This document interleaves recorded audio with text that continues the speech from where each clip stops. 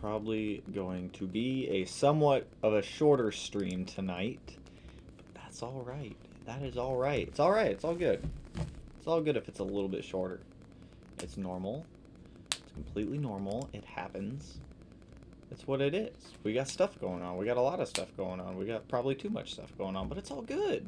What's going on, everyone? What's going on, you guys? Coming in, kicking it in the stream on this Saturday evening because I was supposed to do this yesterday, but I had way too many things happening. What's going on, Wolf? How you doing, man? What's going on, my friend? You guys having a killer Saturday night or a chill Saturday night or Sunday morning for the people on the other side of the world? Yo, what's up? What's up, Tristan? Devin, what's going on? Hello, Mr. Mustache. Section 8. What is poppin', my friend? What is poppin'? Omi? I always throws off. Sup? Was in the middle of watching one of your vids. Hey, what's going on, Ben? Well, welcome to the live stream, my friend, and appreciate the support. Joseph, what is poppin'? I did not sleep last night. It was rough. The routine was broken. I am now sleepless, hungry, leading to depression. I blame you. Well, Efron, I don't know how to help you. I do not know how to help you there, my friend. You're not watching UFC? I'm not. We got too much. I don't even have cable. I have nothing. I don't really care to watch like UFC. I got too much other stuff going on. Our garage door kind of like died on us today, so we have like a garage door technician out there swapping out the garage door motor with like a better one. Because like sometimes you'd go to hit the button on the garage door, nothing would happen. Like today, it just wouldn't close. So I had to like rush to get the 05 STI off jack stands and get it out of the garage, just push it out. We had to push Matt's Neon out of the garage also, which that thing looks really good in the sunlight, especially with a bumper bolted back on it. So Matt, if you're in the garage and watching this, dig in the Neon, my friend. Bortforts, what is poppin'? I am chillin'. I got a ton of stuff going on tonight, you guys, so this will probably be a little bit of a shorter stream, probably like 45 minutes to an hour or so. I'm estimating somewhere in that time frame, just since we have all the garage stuff going on. I have to get the STI back in the garage and do a couple other things out there, but it's chillin'. I hope you guys are having like a solid Saturday night as well. Teddy Lee, ooh, what's up, Tanner? Hope you're doing well. Hope you're doing well, Teddy.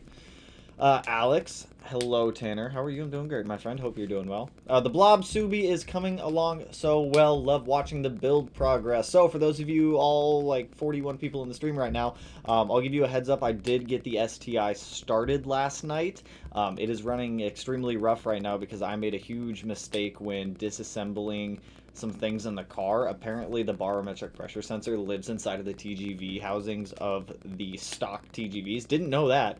Don't have it anymore. So I'm waiting on a revised tune to come back from Chris over at Surgeline before we can actually like do like an actual startup style video. But we should have that video coming soon. Should be coming soon. So the GD is coming along. How dare you be late? I know, I'm sorry. You better not mess around with the GD side chick again. Shh, don't tell anyone. Don't tell anyone. What up? The front mount looks, I'm gonna go with like crisp on that one, but it does. It looks absolutely beautiful. I'm surprised at how well everything bolted and like fitment wise in there. It definitely takes a lot of trimming to get that thing to fit properly. Same with the header. There's a lot of like trimming and like bashing you have to do on the front core support to be able to get it to fit properly. But it like incredibly happy with the way that one came out. Plus I'm digging the black core too. It like really blends in with the bumper. Byron, what's going on, dude? Rishi, what's up, my man? Aaron, any news on the block and how the intercooler sprayer is holding up? I mean, the intercooler sprayer is holding up just fine. I mean, I have the bumper put back on the car right now, but I haven't really done anything else to it at this point. It's mainly been trying to focus on getting the car running and driving again. I spent, like, the bulk majority of today, like, just turning the steering wheel a ton to try to bleed the power steering system a little bit, just because there's a lot of like air in the lines and in the system still, and whenever I go to turn it, it's a little bit chattery. But you know what, we're getting past it. We're gonna make it work. How do I check if I'm hitting target boost? Well, just pull up your boost gauge on your access port, or just look at your like AEM boost gauge or whatever other boost gauge you might have in the car. Reference your tune on what you should be making for boost, and then if you're not making that target boost via what you're seeing on your access port or an actual boost gauge, then you know you're not hitting your target boost. Yo, why am I only pushing 6 psi boost on my 05 STI? Could be a lot of factors. You could have a boost leak. Your car, do you have any check engine lights, cells, anything popping up like that? Your turbo could potentially be going out if the impeller wheel has too much shaft play. It might just not be able to be making the boost that it needs to be making. You could have an exhaust leak pre or post turbo. That's going to be like turbo to downpipe or uppipe to turbo, so you could be having a lot of exhaust gases be getting out of there, not be able to spin the wheel as it should. But my first initial thought would either be boost controller going out, tune limiting to 6 psi for some reason. If you're pro tuned or anything like that, could be there as a failsafe, or a decent sized vacuum leak. So I would start probably with the vacuum leak and then start going backwards from there just to start checking everything else, just to make sure it all like lines up still. What's good, man? You tell me what's good. I'm good. I'm chilling. I'm like super chill. The mic is still ticking. Maybe it's my computer's USB port at this point then, because I'm using a different microphone. So at this point, I'm thinking it might just be the computer. I don't know. I'll pull out my iMac tomorrow and like dust out all the ports and see if there's like dust in there. I'll play with it a little bit. Yo, hi Tanner. Or it could be Streamlabs too, because when I did like a little test video earlier and it wasn't clicking. I don't know, it could be Streamlabs. Anyways, yo, hi Tanner, I hope all is well. Cannot wait for the startup and dyno videos. That's what I'm saying. I can't wait to get that car on a dyno and actually like start it up. I attempted to start it up and it's just like, you guys will get a video on like the first startup, like when I actually started it last night. It's just incredibly rough right now. Spent the day installing the Cobb front mount intercooler, Cobb EBCS, and Cobb Flex Fuel Kit, just waiting on my AOS. Nice! Yeah, that Cobb front mount intercooler, a lot nicer than I was actually expecting. I don't think I'd ever buy another one in the future, just based off of the price of that intercooler, but like, for what you get a pretty good setup. Please do a rotated turbo and AMS intake on an EJ one day, pretty please. Matt's talking about doing that on his Outback, so if one of the cars is going to be getting it, it's probably going to be the Outback. The 05 STI could go rotated one day down the line. I don't have any plans, like, short-term to actually swap an entire new turbo setup on that car. But if one of the cars is going to do it, it's probably going to be Matt's Outback before I actually do one of mine. But at one point, it might work. My AEM Yugo just arrived. Do I need to wire it to log on the access port? Why would I need to log it? Planning on going 20G turbo. Some tuners require you to log those AFRs from those AEM gauges. I don't know how to wire them. I've never wired that setup before because no tuner in the past has ever needed me to wire up a wideband to like for the access port to be able to communicate with it and see what those AFR ratios actually are. AFR ratio, air fuel ratio. Don't know why I said that, but I don't know how to set those ones up, unfortunately. I've never played with it before. Why would you need it? Just because some tuners like to see post AFR data. So the access port will pull up air fuel ratio on the upstream AFR sensor, which is in your header, but not post turbo. So people want to see what post turbo AFRs are versus pre turbo. I mean, even with a 20G, I don't see a need for that, but I mean, it's all tuner preference. If some tuners want it, some tuners just don't care. Currently have a stage 1 plus with SF intake. I have a few more parts I'm planning to install, but I'm not sure since it won't pass smog. I heard that for the intake you need stickers to pass smog. I have no idea what smog regulations and standards are for California. Since we don't have emissions up here, I don't really pay too much attention to it. I know that a lot of places go with like carb legal stuff. If you need like a carb legal sticker, I know like the SPT or STI intakes come with those. As for like the Cobb SF, I don't think those ones are. I don't know on that one. Also, I can't have TGV and EGR since it's illegal in California. And I could be pulled over for being too loud. Currently, I have Cobb resonated J-pipe with R400. See, that's just another reason why I wouldn't want to live in California. Is I don't think I could. I wouldn't want to deal with the legal ramifications of modifying cars down there. It just doesn't sound like something I'd want to do. That mic ticking noise is electronic interface and need to move the wires away from the wires with the power running through them. There's no other wires over here. I'm going to try pulling it like up here. We're going to try moving the mic way up here and seeing if that makes a difference. I might sound louder. Hopefully it stops ticking. Like there's no other wires around this microphone right now, so hopefully it stops ticking. Or shield the wire. I could try shielding the wire.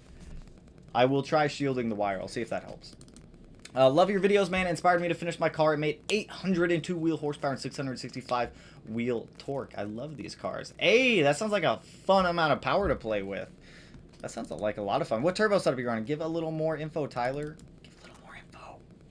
Yo, I hope the night's going well. Your streams are like Cheerios. Good for my heart. What's going on, Ryan?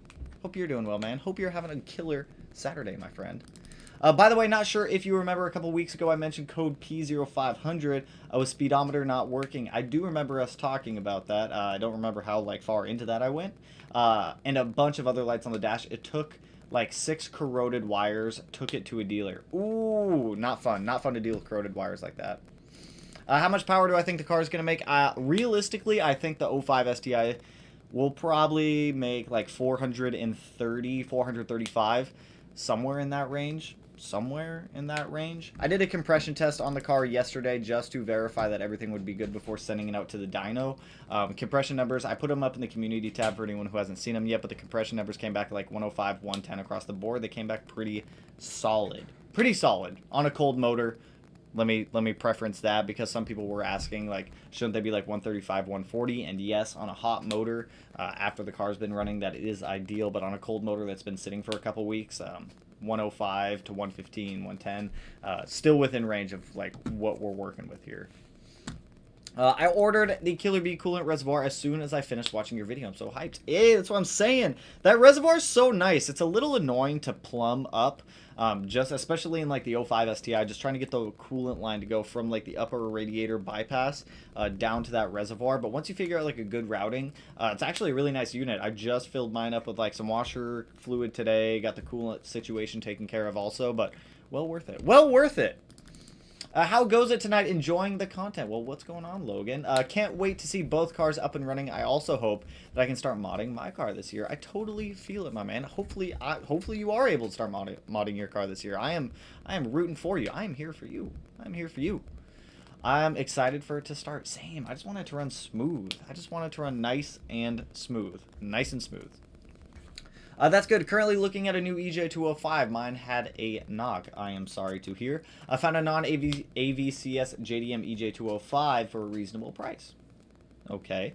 Looking into a gasket kit and miscellaneous things I need for the swap. I feel some of that stuff can be annoying to find, especially like once you start like trying to get stuff for the 205s aren't really that difficult to find stuff for, but sounds like you got a fun project ahead of you. Do you know how much the EJ20G pistons can take? They are forged, by the way. I unfortunately do not know how much they can take. That's going to depend on a lot of factors. Horsepower wise, I don't know. I've never looked too much into the EJ20G setup before. Naziok, Google, something like that is probably going to be a little bit better of information than what I'd be able to just randomly pull out. What coilers do you recommend for a 15WX? BC Racing, Fortunato 500, Fuel 441, Olin's, any of like those kind of brands. I typically, someone suggested like Silver Neomax. I've never used them before, but worth looking into. Oscar, help me, please. All right, Oscar, what you got? I've been having an issue with my 18 STI, slightly swerving right. Tire pressure, all good. Alignment done. Rack and pinion new. What can it possibly be? If it's like swerving right, check your wheel balance. If your wheel balance is off, it's also going to pull it to the right a little bit. I would hope that when they did the alignment, well, no, when they're doing the alignment, they wouldn't check wheel balance. I would check wheel balance. That would probably be the next point at what I check, and it's relatively easy. Well, it is easy. You just take it to the tire shop, they throw it on the tire balancer and see what it's actually at. But that's the next thing I would kind of check at that point is make sure your wheel balance is all good. And make sure you don't have any bent control arms if you like ran anything over. Not saying you did, but in the off chance that you did, make sure like everything's straight too. What FP turbo is good to go with for my 2017 STI? FP blue or FP green, says Rishi. That entirely depends on how much power you want to make. To be honest, you have a 17 STI, you have the popsicle stick EJ setup kind of like mine did. The FP Blue was a more than sufficient turbo for making over 400 wheel horsepower, specifically like 401, but it's still over 400 wheel horsepower. The FP Blue or the Cobb 20G is probably going to be your best, or the Blausch 1.5 XTR is probably going to be like your best bang for the buck for that style EJ. FP Blue, if you're looking for FP series, you can get the bare basic journal bearing FP Blue. Save yourself a little bit of money and you will be totally fine with that setup. Just got BC Racing coilovers and Cobb intake, but can't install them yet. The barn is freezing cold. Man, I work every day out in the freezing cold. Come on, throw some long johns on under your clothes, go out there and start rolling around. I do it every day. It's not too bad. You get used to it. You adapt to the cold. You adapt to the cold. I think the coldest it's been when working out in the garage is probably like 26 degrees. If it's sub 26 degrees or like it's like sub freezing, I'll give you like a wave by. But I mean, come on, don't let cold weather stop you from working on the car. It ain't too bad. Looking to get a downpipe and a front mount for my 18 STI. All right, that's what I'm saying. But not sure what would be best. I like Grimspeed, but just not sure. It is my daily and currently have a Borla Catback and a Cobb OST. OST. I don't know what a Cobb OST is. OST. AOS? Did it autocorrect? I don't know. I don't know what a Cobb OST is. But if you're looking for doing a downpipe and an intake combo on the car, especially with the front mount, you're going to have to do fueling modifications. It's going to at least require fuel injectors, a fuel pump, and a fuel pressure regulator. If you want to go all out, do fuel rails, fuel lines, do the whole kit and caboodle if you want. But if you're specifically looking for downpipe and front mount suggestions, Grimspeed does make a good front mount. I do think the price tag is a little heavy on the Grimspeed one. Best bang for the buck is probably going to be ETS if you're looking for like a solid 3-inch front mount intercooler with all their piping. As for downpipes, depending on if you're staying internal or externally wastegated, if you're staying internal, the Grimspeed is a very good option. If you're staying external or you want to go external, a bell mouth style like Cobb would probably be a little bit better. Do I recommend a turbo blanket or a heat shield, and should I wrap my headers? So wrapping headers is a good option. Just keep in mind that some vendors will deny any warranty claims that you might make on a header if it cracks, if they do offer a lifetime warranty like Killer B does, just because the wrap will retain moisture over time and it can lead to material failure on the header. I've wrapped headers before. I've had headers swain coated before. I've ran headers with no coating before. Honestly, I would at least consider swain coating them if you are looking for like some good heat control measures, but there's nothing wrong with wrap when it's done right. As for heat shields versus turbo blankets, personally, I like turbo blankets. They have a smaller footprint than a heat shield does, and I've also cut my hand way too many times on heat shields. So turbo blankets for me. All about turbo blankets. Do all equal length headers come with a bung for the stock O2 sensor? Yes, they do. Looking for an IAG combo with the external wastegate, and doesn't look like there's a bung. Could be wrong though. There should be a bung on all of them. If not, I know some move it into the up pipe if they do come with a combo header up pipe. Like Killer B's header, you guys will see that in tomorrow's video. The O2 sensor actually sits on the opposite side of the runner where it does stock, but there should always be an O2 sensor bung on the header, unless you're going with like a crazy like custom made header with that suits your needs for whatever build you're doing. Tyler used a 6466, very good turbo, IEG stage 4 block and built heads. Tons of fun. Sounds like a ton of fun, dude. I have a DCAT downpipe. Should I go external wastegate? I'm pushing 16 PSI.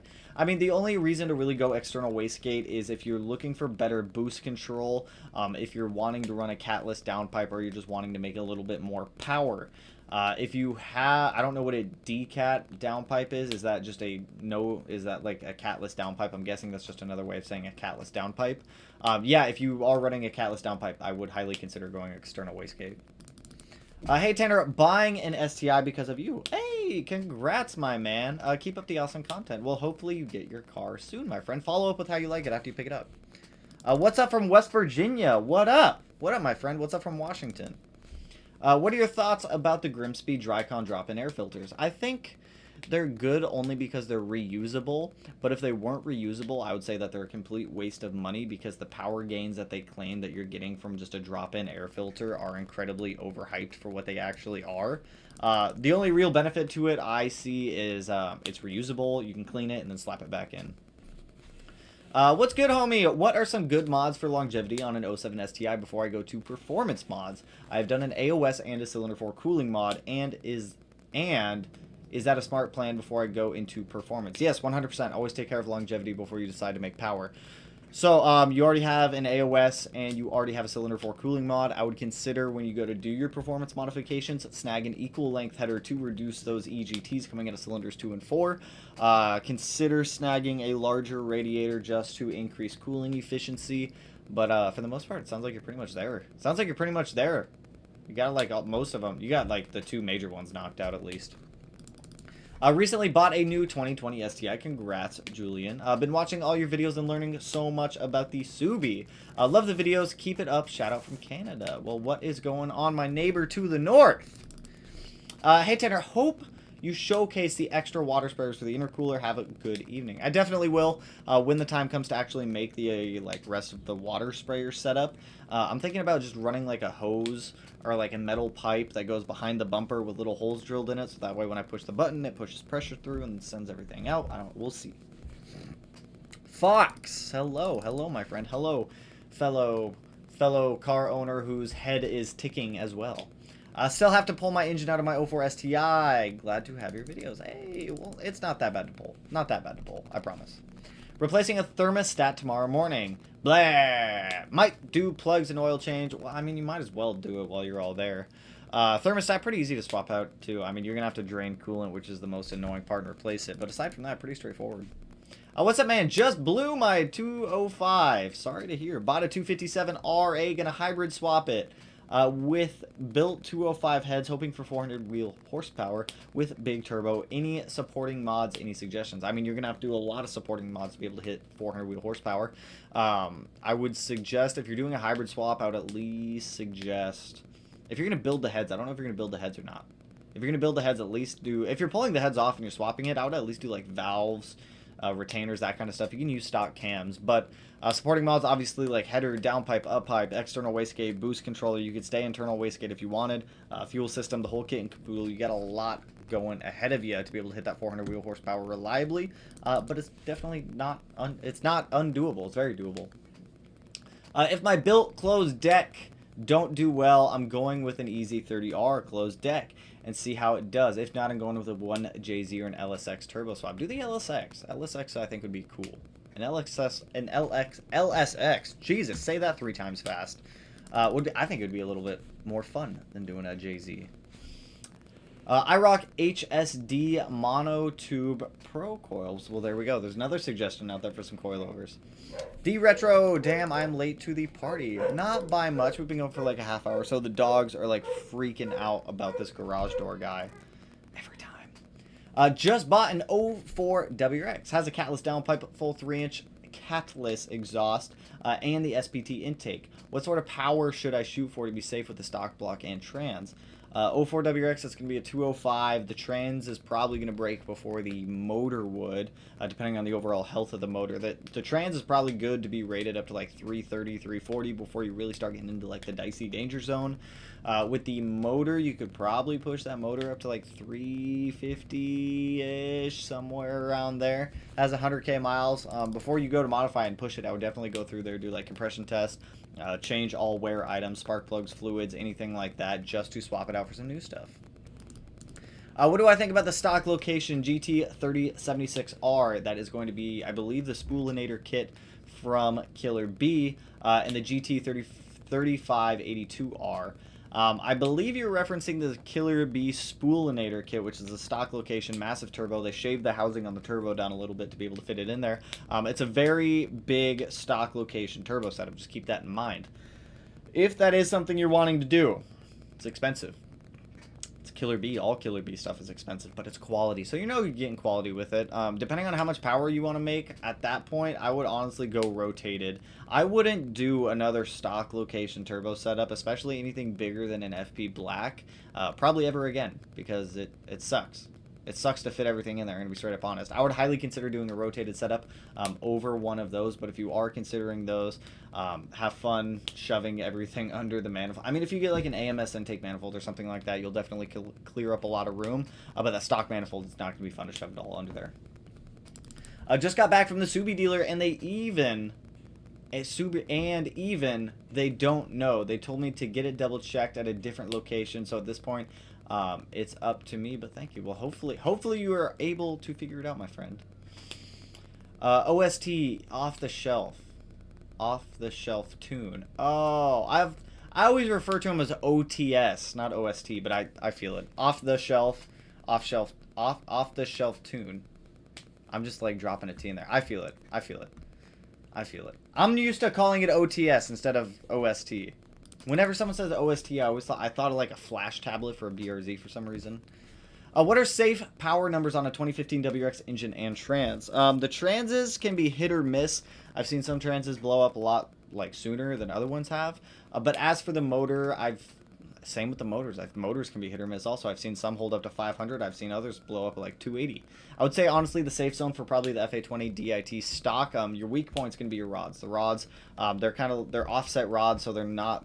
I don't have a rod in here. They're not symmetrical like an EJ would be. They're kind of offset a little bit. So your rods are going to be your weak point. But as for safe power, I'd honestly say like 360 to 380 would probably be your safe range on an FA20. As for the trans, that one's going to be a toss-up. That one's always going to be a toss-up. Just picked up MAP equal length header in FP Blue. Can't wait to go back for retune. Hopefully it makes good power. 1000cc injectors. 1000cc injectors, I'm guessing those are a little bit older unless they're not like ID or something along those lines, because I know ID discontinued their 1000cc's a little while ago. Anyways, hopefully I will be close to 360, 370 without shootout correction. I'm guessing you're going to be staying on pump gas with that tune, but follow up with what you make. Planning on getting a Stage 3 clutch, hesitating between ACT Street Series and a Bully Stage 3. Obviously, there's a difference in price. What would you think planning to make around 400 crank? I've never heard of Bully as a clutch. I've never heard of Bully before. So I'm going to have to go with ACT just because I've used ACT in the past and I know ACT feels well and the price for ACT really isn't that bad.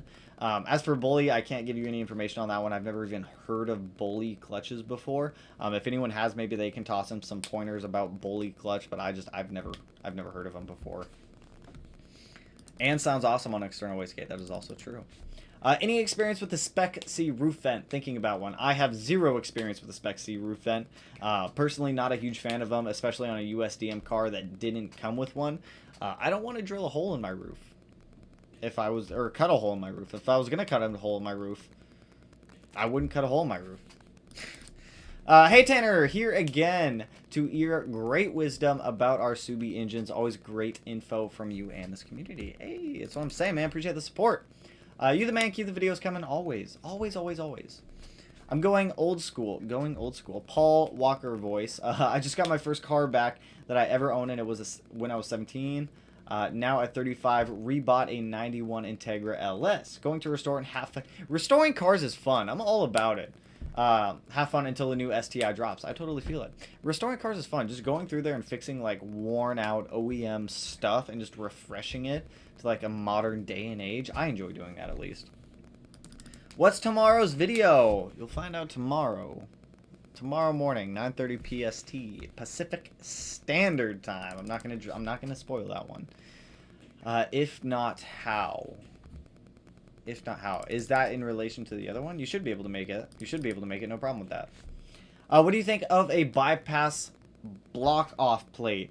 I don't really see a huge need for one unless you're going to a blow-off valve. But at that point, you might as well just get a turbo inlet that doesn't have the fitting for a bypass valve anymore. If you want to run a block-off plate in there just for the turbo noises, by all means do so. Just get the tune to accommodate it. I'm waiting to hear your STI first with the equal length to see if I'm willing to change mine. I don't want to lose the rumble. I'm going to be honest, so it's a little bit different with every chassis. Well, not necessarily every chassis, but every motor. But you guys will hear it soon. You guys will see this video. What is tomorrow? Tomorrow's Sunday. Monday. You guys will see the first start video on Tuesday. I can confirm that even with the Killer Bee headers, it still has a little bit of rumble left over. A little bit.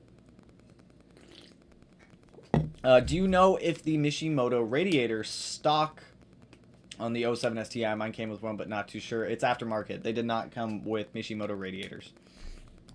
Hey, what do you think about using methanol injection kit with a catalyst J pipe on a 15 plus WRX to prevent boost creep? I've heard of people using it. New School Performance down in St. Augustine, when I was talking to them down there. They brought up the use of ethanol as well.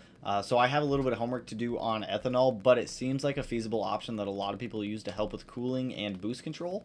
So I'll have to look into that a little bit more. Oh, and what brand equal length headers would you recommend? IAG, ETS, Killer B. Killer B is always my go-to for like equal length headers. They make awesome headers. What's up, Foo? What's up, Jesse? I honestly don't know why the tails for turns have not been a main first. Tail for turns. What is tail for turns? Fishy, the Mishimoto intercooler is not stock. Is it intercooler or radiator? I thought you said radiator. Radiator. You said radiator up there. Full maintenance done so far. That is what's up. Always start with that full maintenance stuff. Gonna get my first car within a few months. Hopefully a Subaru WRX STI. I've been watching all your videos, but 17-year-old me shouldn't be modding a new car with no car knowledge. I disagree. I totally disagree. It's the best way to learn. You buy a car, you jump in it, you have absolutely no idea what you're doing. You got to go to work the next day. You have no choice but to figure out how to put that thing back together and make it work. That's the best way to learn. Best way to learn.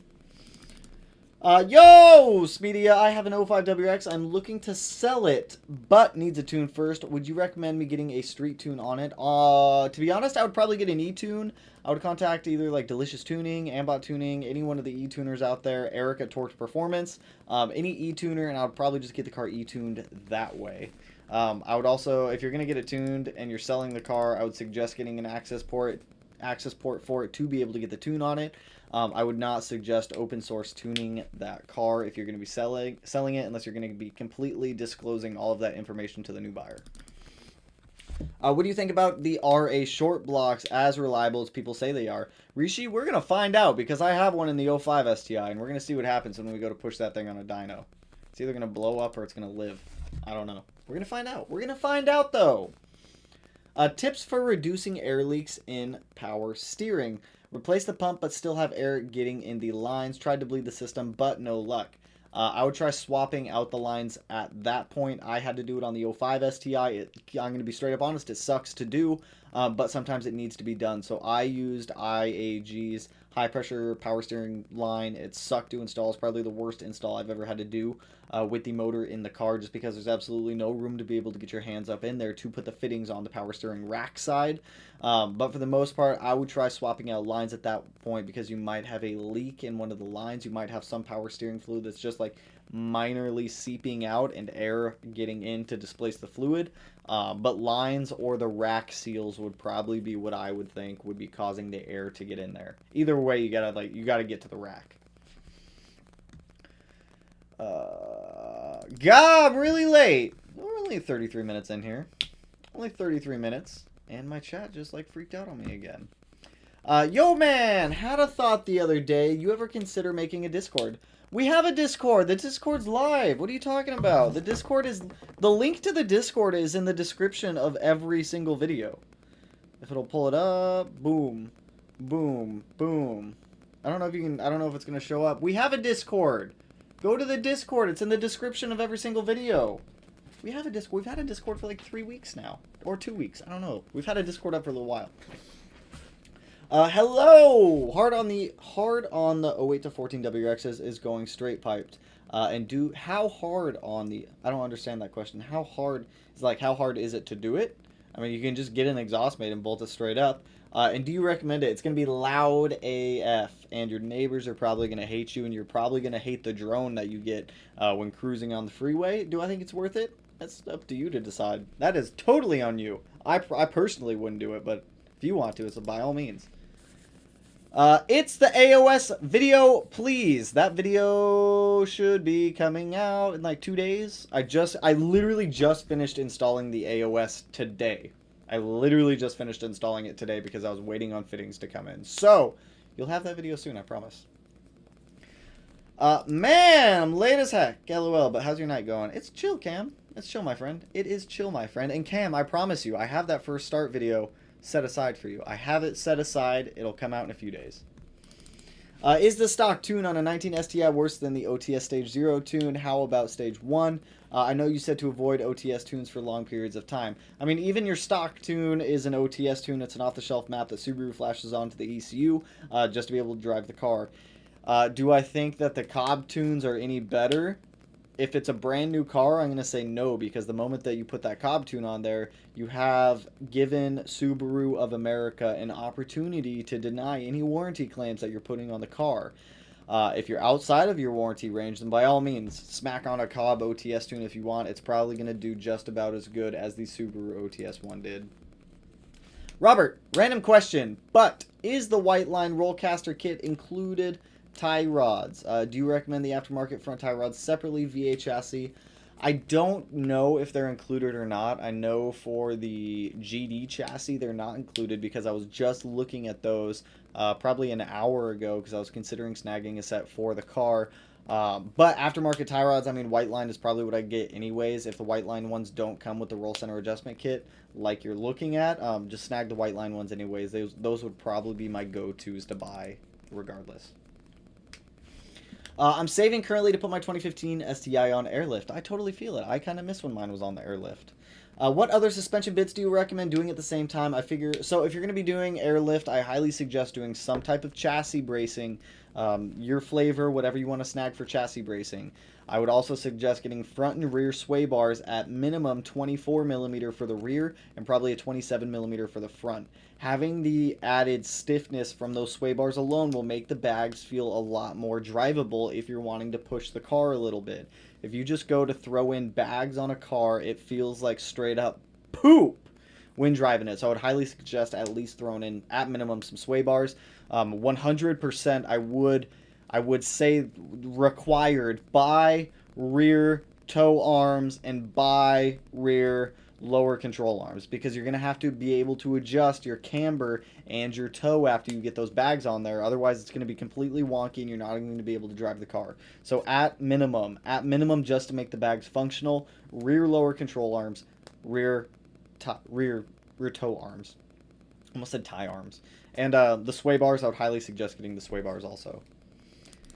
It's a lot easier to get stuff apart when it's new. That is also very true. That's it. I'm investing in large garage heaters for the barn. And I can't stand the cold, and the Subi needs love ASAP. I totally feel it. I have to bundle myself up every single day whenever I go out in the garage to work. Normally I'm wearing like this jacket, like a hoodie. I'm wearing like long johns. I always have like a beanie on because it's always like cold as hell out there. Woo! Cheapest way I've learned about rotaries was through buying one that didn't run. See, that's what I'm saying. The best way to learn about something is just jumping right into it. Just jump right into it. Is there any process for starting an engine after a swap? Build oil... So I would go through, I would double check all connections, all lines. I would disconnect the fuel pump and the crank position sensor, build oil pressure in the system. I would probably turn the car over 2 or 3 times just to make sure that you have oil flowing through the block. As soon as you stop turning it over, it's obviously going to stop pushing oil through there. After you have some type of oil pressure built and you've like stopped turning it over, go back out to the engine, do a complete walk around the motor, make sure you're not leaking any oil out, make sure you're not leaking any fuel out, coolant, none of that. After that, I mean, just start it up. Just start it up. Has an access port, thank you. Any time, my friend. Hopefully you are able to sell it quick, and hopefully the tune goes well. Learning to work on a car without knowing anything is the best. I mean, that's how I learn. That's how I still learn. If I have no idea what I'm doing, I'll figure it out. I never know if I have to call out of the work the next day. I've come a long way, and I haven't been in the game soon. I totally feel it. I mean, that's how I learn all my stuff, is I just jump right into it. If I have absolutely no idea what I'm doing, I'll figure it out one way or another. 2015 launch edition with 47,321 miles on the dot. Strong fuel smell from exhaust when idling. What could it be? Do we have is the garage door set up? Not yet. Is he still going? Yeah, he's going. Is he having fun out there? It looks like it. Is I he? gave him the automatic wire strippers, the like protected ones I have. Oh, was he like? And he's like, "What the fuck are these?" And I was like, "Bro, look it up, take a picture. I can't do shit without them anymore." Nice. I still use the old-fashioned ones where I gotta like squeeze and pull. Dude, I love that other one. I have. Because you never. I have kidnapped that from your toolbox a couple times and used it. Yeah. One time I went to use it and it cut my wire. Like it didn't strip it, it cut it. Oh, you used it wrong. I was like, God damn it. It's your fault. Welcome to the stream, Matt. Hey. Welcome to the stream. Well, I'm off camera, but I'm lounging on the couch. Whoop. Am I still in camera? Now I'm kind of like, I gotta rotate. this way, so I gotta like scoot over here. I figured I'd take a break from being out there. Is it cold? Oh, hey. It Let's is go. me. It is Matthew. What's up, Fox? It's Matt. Hi, Matt. 2015 launch edition with 47,321 miles on the dot. Strong fuel smell from exhaust when idling. What could it be? All stock. Fuel dampener. It's a 2015, 47,000 miles. I wouldn't expect anything to be going out if it's stock tune. Catalytic converter could be going out. It could not be doing its job, and you could just be getting a lot of fuel smell coming out of there at that point. The evap system could be getting clogged, creating a back pressure of fuel going. Well, no, because then it would just go back into the charcoal canister. I would think catalytic converter would be my first thought. It's not pulling out all the fuel I that mean, it if should. it doesn't have a check engine light or anything, fuel trims are probably normal. So I mean, stock tune, could stock just be car. smelly. Could just be smelly also. I would think catalytic converter on that one. I mean, you're not really going to know if you're getting a check engine light or something like that for like catalyst efficiency. Then that's going to be your problem for that. Out of everything my dad could have gotten a ticket for in a Stage 2 WX, he got pulled over for window tinting. Tint was on the car when he bought it, so he used that. I mean, even if I would have put the tint on my own car and it was illegal, I probably would have said it came with the car. Most of the time that works to get out of a ticket. Yo, what's up, Tanner? Been noticing coolant smell smoke after long drives on my FAWRX. On passenger side, any ideas? One thing that I know Perrin does make that does help with that is the restrictor pill for one of the oil lines. It just helps reduce the oil flow that's going to the turbo to the amount where it's not overfeeding the turbo and burning off some of the oil. If it's a coolant smell, though, Just check all the lines, make sure. I would make sure. Leaks. I mean, yeah, I would just start swinging through coolant lines. There should be 2 coolant lines feeding to the turbo. One inlet, one outlet. It's really hot in here now with 2 jackets on. I was realized really this. cold outside, so that's why I came in here. I mean, you're like, probably I know loving it. This room is like a sauna. It is like a sauna in here. A lot of people say turbo seals when they smell coolant stuff, but turbo seals, like when we talked to TurboNet, it wasn't TurboNetics, whoever it was, they said, yeah, TurboTech, they said the seals don't really go out that often. And Bob at TurboTech made me feel like a dumbass, and I thought I knew a lot about turbos, and he made me feel like a dumbass. Bob at TurboTech? Yeah. I mean, honestly, if it's like, what is like a burnt coolant smell is pretty noticeable. The only thing that I could think of coming out of... Smells sweet. I don't think it smells sweet. I think it smells sweet. I think it smells like butthole. It smells sweet. I've smelled a lot of buttholes in my day, and that smells Coolant bad. Smells sweet. The only thing that I could honestly think of with the FA20s is that oil restriction pill that Perrin makes, because that's like the most frequently thing I see is FA20 WX is burning a little bit of oil, and they put that pill in, and it just stops. Like, it just fixes the problem. I would suggest looking into that. If it's 100% like a coolant smell on that one, I'm not entirely sure. If it's coming from the engine bay, at that point, I would think that it's a coolant leak somewhere in the engine then. Yeah, if you're actually having smoke out the engine bay. Yeah, then obviously it's going to be a coolant leak. Make sure nothing's burning. It does smell sweet. Ha-ha! Yeah, dude. I don't think it smells... I still think it smells like burning butthole. Coolant smells sweet. It smells like butthole. No, it's like sweet. I mean... What do you smell that's sweet? I've never smelled a butthole that smells sweet. Have you ever...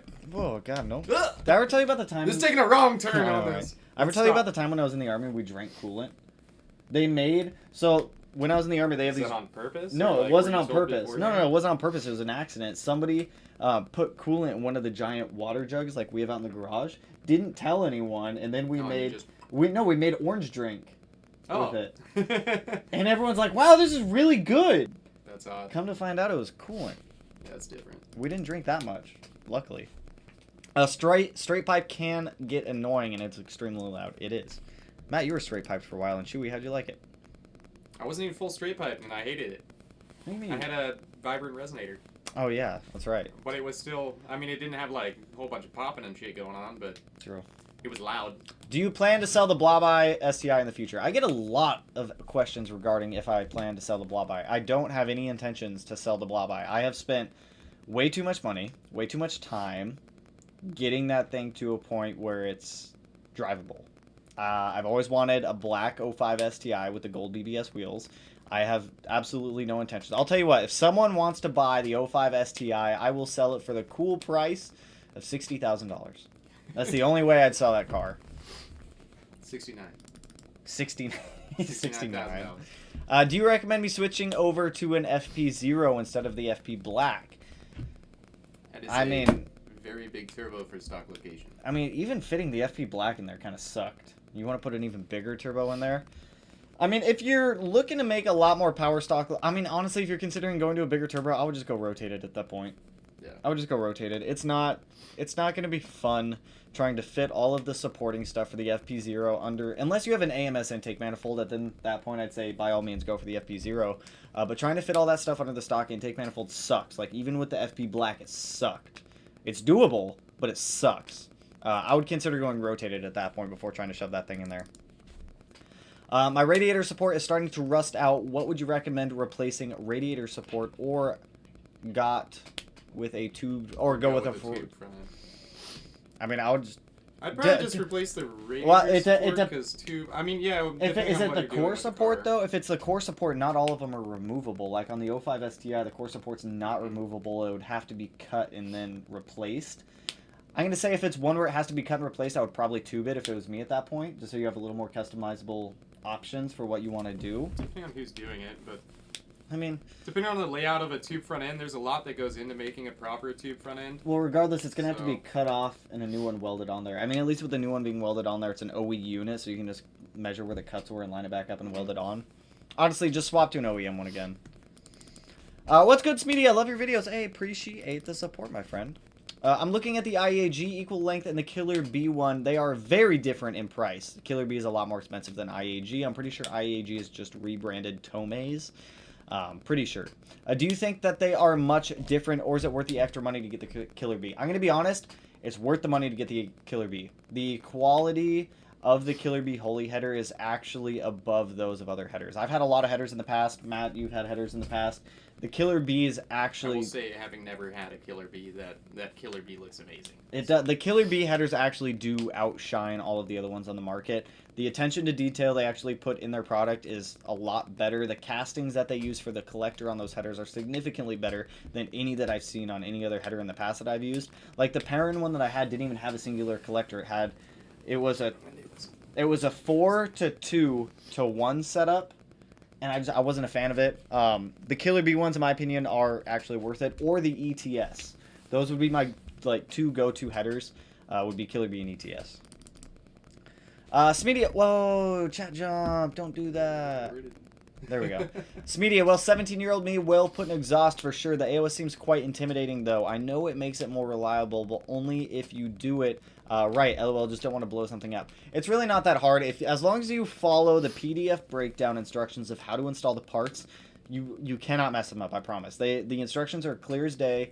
It's very difficult to go wrong on them. And if you do have any questions, IAG is very good about answering questions. I've had to call IAG a couple times to ask them some questions about some of their products. Like the AOS I installed on the 05 STI, I had to call them and get some verification on one thing just because my setup varies from all other setups. Well, not all other setups. There are similar setups out there. But IAG and a lot of these manufacturers are pretty helpful to respond to any questions that you might have. But just don't be intimidated on doing it. I'm telling you guys, the best way to learn how to do something is if you don't know how to do it and you just do it and you have to go to work the next day and you have no option but to figure it out, you'll figure it out. I promise you'll figure it out. You have no option at that point. They've got like videos all over the place too. I know IAG has a couple of videos on that is if you get stuck or anything online for help. So that is true. It's pretty straightforward as far as the walkthrough.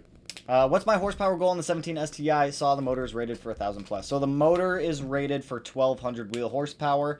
We're going to be shooting for 1,000 at minimum. 1,000 is the goal. Like, after the break-in tune and all that stuff, and the motor's broken in, the clutch is broken in, 1,000 horsepower is what we're shooting for. Hey, man, I have a 16 STI with a catless downpipe and a custom tune. I bought the car with swapping in the Cobb downpipe and have an appointment to get it retuned. Is it okay to swap to the Stage 2 on the OTS until dyno day? If you already have a custom tune on there, I wouldn't swap to an OTS tune. Whatever custom tune you actually already have on the car is meant for whatever modifications you already have on it. Swapping to an OTS tune when you already have a custom one just doesn't make much sense. I would stick with the custom one until your dyno day. I'm currently saving to buy the Great American Challenge as a seat replacement. Saving to buy what is the Great American Challenge? Do you know? Nope. I don't know what the Great American Challenge is. I gotta go check on this guy. Alright. I'm gonna hop off here in like 10 minutes anyways, and I'll be out there with you. I don't know what the Great American Challenge is. Don't know what that one actually is. A coworker at this Subaru dealership I work at is selling his Hawkeye. It's at 600 wheel horsepower, and he wants 18K. That's actually a pretty good price. Sounds nice, and I'm kind of hesitant. What are your thoughts about this? As long as you have a full build sheet for what all is done to that motor, and you trust your coworker, and he has like videos and like part diagrams and showing everything that he has done to the car, I wouldn't worry about it too much. If 18K for 600 wheel horsepower Subaru is a pretty good deal, as long as everything checks out on it. I got BC Racing BR with rear camber plates, but will I still be able to adjust TGE rear camber with the camber bolts or camber adjustable arms? I would definitely get, I mean, you could do it a little bit with the camber bolts. I would definitely still consider getting, if we're talking about for the front, the top hats, the camber adjustment on the top hats is totally fine. If you're looking at the rears, though, on a V8 chassis, I believe you said it was a V8 chassis also, there shouldn't be any camber adjustment from the top hat. It should all be on the lower control arm. FP0 or FP black. Once again, that entirely depends on your power goals. Hey! Oh! What up, Tanner? Which parts are required before installing an up pipe and an external wastegate? If you're running a turbo that still has the stock internal wastegate, you're going to need the block-off bracket. Cobb, Grimspeed, a whole bunch of people make them. Just installs where the old internal wastegate installed. But aside from that, you're obviously going to need a tune, the wastegate, the dump tube, and the up pipe, and you should be pretty much good to go. Is a 20G stock position turbo on a 16 PSI too much to run on a stock EJ205? That depends. Depends on the tune, but you should totally be fine depending on how overall like engine health and how much power you're actually shooting for and how far you actually want to push it. How do you bleed coolant after cylinder 4 cooling mod? Instructions say something about pinching off. So I personally never pinched off the line. I just like excessively bled my cooling system and revved up the car a little bit. It worked out for me multiple times in the past, but if you really want to, you can follow Dom's instructions and pinch off the line, rev up the car a couple times, unpinch it, and that should help push some more air bubbles out of the heater core lines. But for the most part, I've just revved up the car before. Make sure you are burping it from the upper coolant reservoir since it is the highest point in the cooling system. But yeah, I mean, I've never had an issue doing it that way before. Any suggestions on garages? Get a big one. 2015 supposedly had weak cats. My 2015 cat blew out while all stock. I'm guessing cat. I'm sticking with my cat on that answer then. I have an 01 Subaru RS that needs an engine swap. I like where this is going. That is NA 2.5 liter EJ25 single overhead cam. I just want to drop in an engine. But I don't know what's compatible with the computer wiring harness. Any suggestions? Well, if you're dropping in, you're going to have to use the exact same engine if you're planning on using the exact same wiring harness and exact same ECU. If you're looking to do like a turbo swap or something along those lines, then you're going to have to swap out ECU and wiring harnesses just to accommodate that motor and ECU setup. But if you're just wanting to do an NA 2.5, get it back in the car, get it back on the road, just buy the exact same setup that you already have, which I believe is just an NA EJ 205. If it's a, oh no, you just said it's the EJ25 single overhead cam. I would just buy another one of those, drop it in. It should connect right up to the harness and up to the ECU, and you shouldn't have any issues.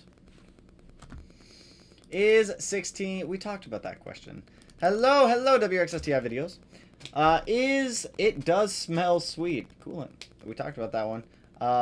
Could be heater core? I don't think it would be heater core. I don't think it would be heater core at that point. Don't think it would be at that point. Hey man, you think an 02 WX 5-speed transmission with an EJ207 swap and FBO with a VF48 turbo and tile 38mm external wastegate would hold up? Depends on how far you push it. Like I said, 5 speeds typically tend to go around like 340-ish wheel horsepower. You can definitely do like the more blast plates or the PPG gear sets, and they do tend to hold up a lot better. But those 5 speeds are actually very fragile. They're pretty fragile. Turbo seals only tend to go out if there's excessive oil or coolant pressure. Facts. Did you have problem with cold start on E85? My car has an engine light with cold start, something. I mean, every now and then, but it was never really anything that was annoyingly bad. Like, it would try to turn over when I started it. It would try to turn over when I started it, and then like the second or third time it would fire right up. As for what is the check engine light? Oh, check engine light for something. You don't know what it is. If you're throwing a cell, I would pull it up, see what the cell is. Dank Knowledge, yo! Josh, love the videos, man. How do you like that copper on intercooler? I actually like it a lot more than I thought it would. The stealthy look of the black core, I am all about. I absolutely love it. I like it. I'm pretty glad I got the Cobb one. I have the opportunity to swap a fully built 2.2 block, but don't know how this block performs compared to a 2.0 and a 2.5. Any thoughts on the 2.2? What is it? Just an EJ20 that's been stroked up to a 2.2? Is it like what kind of engine is it? I mean, the 2.2s, I've seen a couple 2.2s out there. They do make decent power. I've heard of people wanting to stroke some out for like a 2-liter to 2.2 and cost, like, efficiency-wise. Doesn't make much sense to me because you get a 25 and it just is a little bit better. Depending on whatever your head setup is as well will affect how the motor actually performs and how it runs. But for a 2.2 without any info on like supporting mods or anything like that, I would not be able to tell you. Why on earth does installing an AOS and cylinder 4 cooling mod void the factory warranty? I'm installing those anyways, so should I get the Cobb OTS tune over stock? I mean, if you're already going to the extent of voiding your warranty, or at least giving Subaru of America reasons to deny any warranty claims, I would definitely throw on an OTS tune if you don't mind doing that as well. But as to why it voids warranty, the AOS is the median in between the PCV system. A lot of emissions related things make it a little bit difficult for manufacturers to even be able to put anything stock like that in the car. Same with cylinder 4 cooling mod. I mean, they did it on JDM models for years. They never did it in the United States. I'm not entirely sure why on that one, but unfortunately it is what it is. Unless you don't figure it out, mess it up and don't. That's also true. LOL, when I installed my AOS, I finished at 4 a.m., had to work the next day. Smitty is right, and you will get it done. See what I'm saying? Like, you will figure it out one way or another. You will make that car run one way or another. Are you sure you'll be able to handle 1,000 horsepower? We're going to figure that out together, Christian, because I don't know. Yeah, it seems intimidating, but did it on my 15 STI and wasn't that bad. Once you remove everything, you kind of see where the new hoses hook up. Just measure your hose length 2 or 3 or 5 times to make sure it's right. Very, very true. 06 Subaru WRX 4-pot calipers or STI Brimbos. Which would you prefer for an 06 FXT? I feel like the Brimbos are just for clout, and the WRX 4-pot, 2-pot calipers are very good calipers for the money. They're pretty slept on for people who go out and like avoid them for some reason. Like if I was doing a budget build and I wanted bigger brakes and saving some money, I would definitely get the Subaru 4-pot, 2-pot over the Brimbos. The Brimbos do look good, don't get me wrong, but there is a price tag attached to those Brimbos, but there is absolutely nothing wrong with the Subaru 4-pot, 2-pots. If it was me, I'd get the 4-pot, 2-pots. I'd sandblast them, powder coat them, whatever color I wanted, throw them back on the car and be good to go. Sup! I own a JDM Hawkeye. Can I use 272 cams on the stock valve train or upgraded springs and retainers? So the 272s, if you do use Brian Crower, they are suitable for stock stock springs valves. They do say that on their cam card, so yes, you can.